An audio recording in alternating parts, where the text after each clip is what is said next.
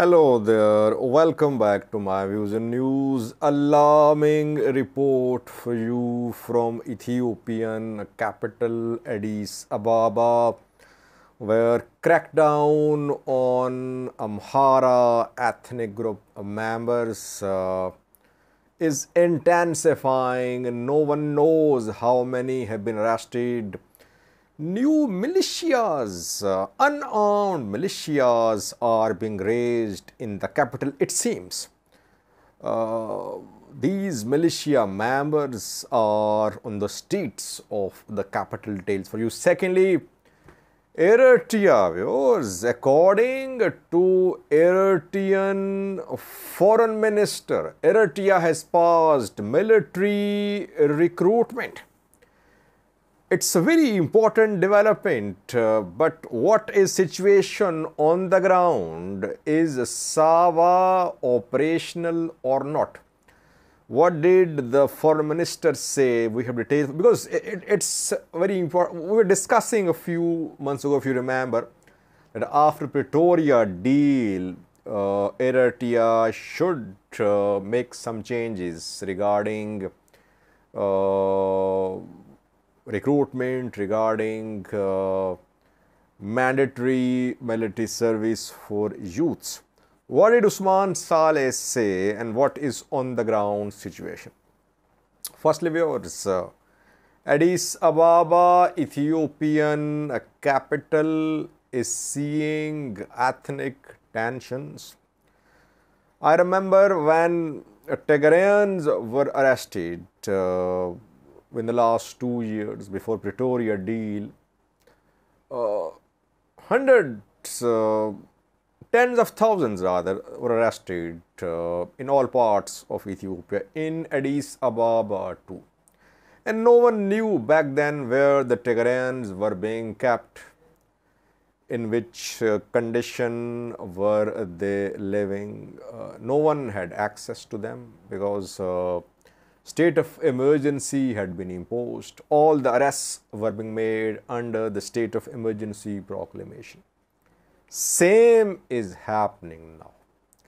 After the government Council of Ministers imposed state of emergency, we saw start of crackdown on ethnic Amharas. We cannot say all Amharas are being arrested because Amhara, I think, is the second largest ethnic group in Ethiopia. You cannot imprison all Amharas. But youths and those who are potential supporters of Fano fighters, they are being arrested indiscriminately in some cases. In Addis Ababa, Ethiopian capital, some unarmed militias, I would say, have been raised. They are patrolling the streets of capital city. They stop vehicles. They carry out checkings. And then they are arresting people too. They are supporting police, Addis Ababa police, in the operations. Several units of these unarmed militias, I would say, are patrolling. They have set up picket points as well.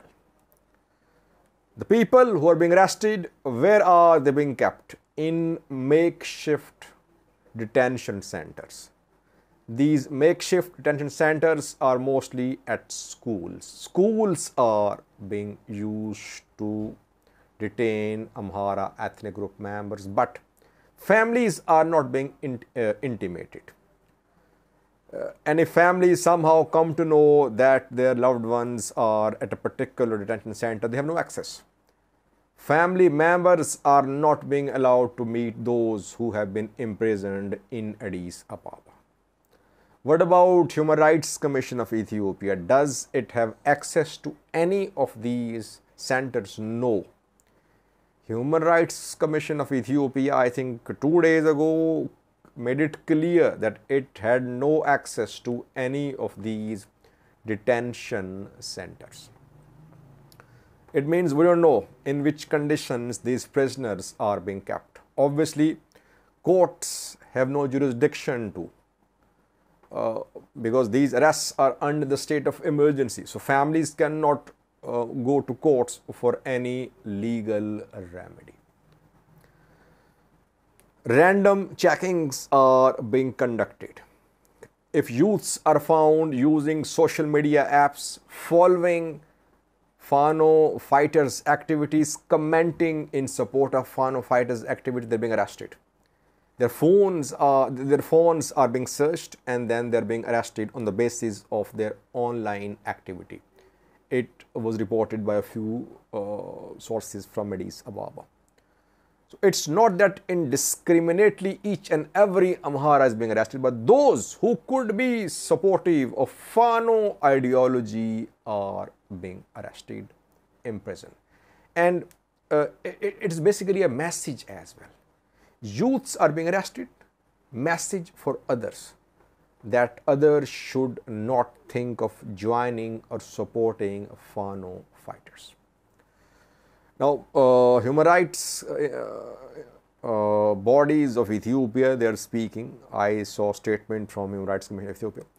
Why is Amnesty silent? Where is Human Rights Watch? We saw multiple reports from Human Rights Watch, Amnesty International about human rights abuses in Tigray. Is Ethiopia committing no human rights abuses in Addis Ababa, in Amhara now? Why is Amnesty silent? Why is Human Rights Watch silent? We are not supporters of Fano fighters. But you cannot arrest each and every Amhara just because he could be a likely recruit for Fano fighters. It is a violation of fundamental rights. Problem is that this violation cannot be challenged at courts. Courts are insignificant in Ethiopia. Courts don't have any say. They have no independence. They cannot give independent verdicts. They are under the thumb of the government. So that is why, like Tigrayan suffered, now it is Amhara's turn. By the way, Oromos suffered too after the assassination of the singer Hachalo. We saw Kiro dismantled, thousands of Kiros arrested, likely supporters of Ola. Even a few days ago, I think, in Chobe, Oromia, West Java, several Oromos were massacred by security forces on suspicion of having links with Ola. So, what is the problem? Problem is no rule of law, no independent judiciary. Judiciary decides about the legality of decisions made by government officials. Judiciary has been made insignificant by the imposition of state of emergency. Now, government is having its way. It is arresting people and no one knows where they are, or why they were arrested. They are just being kept in makeshift detention centers. Secondly, is Eritrea pausing, suspending recruitment in its military? Usman Saleh is Eritrean foreign minister. I think on Eri TV he spoke, or yes, on Eri TV. On Eri TV he spoke, he said that Eritrea had indefinitely paused recruitment in military. We were expecting that after Pretoria deal, Isaias Afwerki's government would make some changes to practice of mandatory military training for youths and military trainings. In Eritrea, we know that youths are required to report at Sava military training in the second year of their intermediate studies. And they have to report at Sava because they cannot appear at the exam, intermediate exam, if they don't pass Sava. So they have to be there. It is mandatory. That is why it's conscription, because Eritrea has linked education and military recruitment. And after their stay at Sava, they have to serve with the military or in national service. This service, this national service could be indefinite, no time duration specified, or if there is time duration, it can be violated, and people serving for years. So it was being hoped that since Tigray war had come to an end, so there could be changes. By the way, Eritrea has been saying for years that since it has an enemy on its border, that is why a bigger enemy, that is why Eritrea should train all its youths, and training should continue. Now, when the alleged enemy of Eritrea, Tigray, has been weakened and is fighting to re-emerge, to reconstruct its region, Eritrea was expected to make some changes. Addis Ababa visited Russia, China, and there he talked about economic cooperation, industrialization, EEZ, the exclusive economic zone establishment in Eritrea. So, let's wait for verification, but the official position of Eritrean government is that it has paused the recruitment. What is happening at Sava, by the way? A few weeks ago, I covered a new story about Addis Ababa's appearance at Sava. He attended graduation ceremony of 34th batch of Sava recruits. There he delivered a speech too. We're waiting to confirm the start of 35th batch of Sava training. If 35th batch of Sava recruits is undergoing training, it means there is no change. Eritrea recruits through Sava mostly. Eritrea is not like other countries. Other countries have separate recruitment process for their forces. Eritrea recruits through Sava, that students report there, they study, they receive military training, some join military and others serve in national service.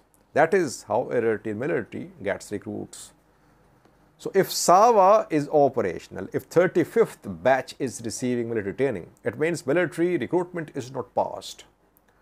Then we'll see if 36th batch will start or not. I only know about 34th batch, that its graduation ceremony was held a few days ago. SAS was there. If anyone has any verified information about 35th batch, is it at Sava receiving military training, please do contact me. Eritrea should give relief. I have been saying, by the way, if you remember, I did several videos on that, to stop the flow of Eritrean youths from Eritrea, Eritrea should make some changes to the Sava practice.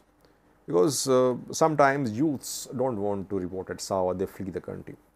Eritrea needs industrialization, relaxation about Sava practice, and more freedom of expression, respect for human rights. These are some basic things. I've been talking about elections. I'm not talking about parliament, about judiciary. I'm talking about some basic things which Eritrea needs. Creation of jobs, Sava relaxation, and maybe a bit freedom of speech as well. Let's see, has Addis Ababa's government learned something? Does it want to stop youths from fleeing the country? We'll see in coming weeks. If someone has any verified information about what is happening at Sava these days, please do contact me at Sajid, SAJID 672,000 @gmail.com. Thank you for watching.